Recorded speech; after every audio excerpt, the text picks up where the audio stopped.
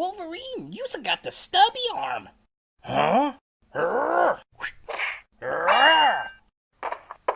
You suck. Bruh, you totally gotta bump it. Please, please, please, please, please, please, please, please, please, please. Pretty please.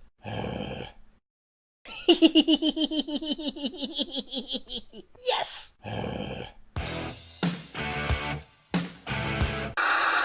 Hey guys, now you can follow me on Facebook. Just go to facebook.com/UltraMaximusReviews.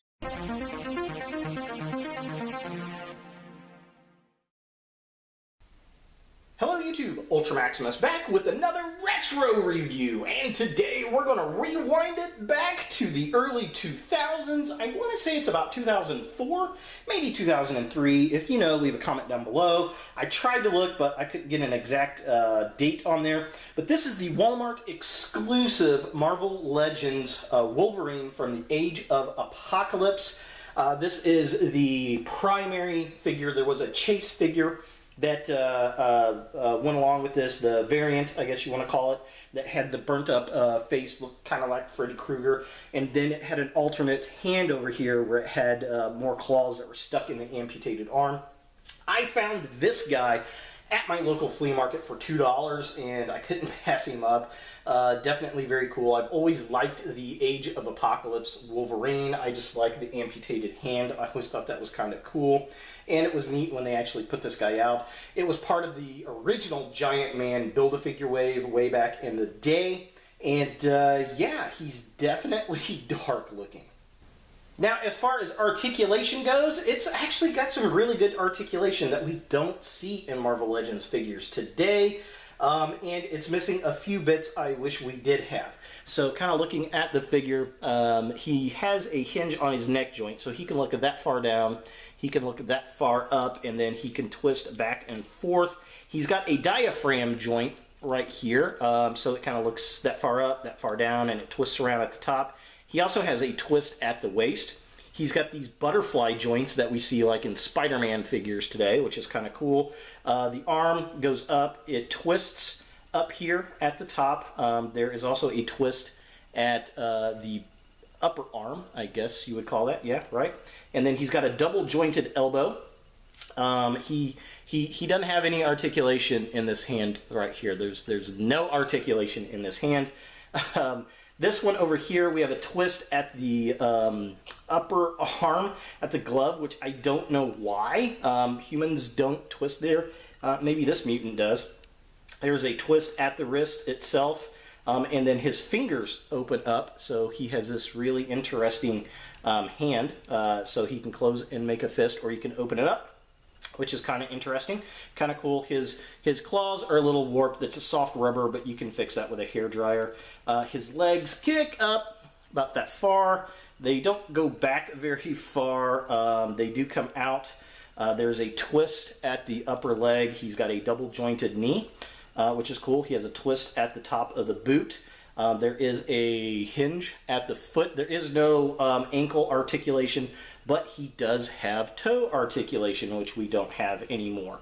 So yeah, overall, I think this is a very cool little figure. I love the amputated arm, which is, you know, what draws me to this character to begin with.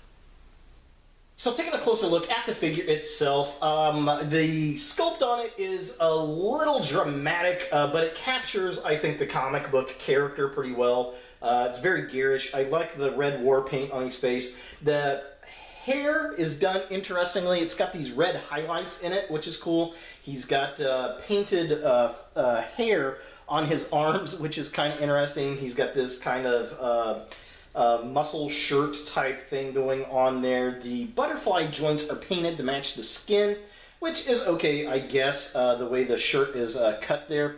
And then we've got the red tiger stripes on the shirt itself, which looks pretty cool. He's got a face on him. And again, there is a variant where he's all burnt up on the head there. I don't have that one. I may have to go back and find it now that I've got this guy. Looking at the midsection of the figure, this is the draw for me, the amputated arm. I really like that silver stub there at the end. Painted really well. It's got a nice black wash in there. The belt looks good, the silver buckle, the brown leather. The claws on the other arm, very cool. He's got some red paint apps going on there as well on the glove that match his shirt.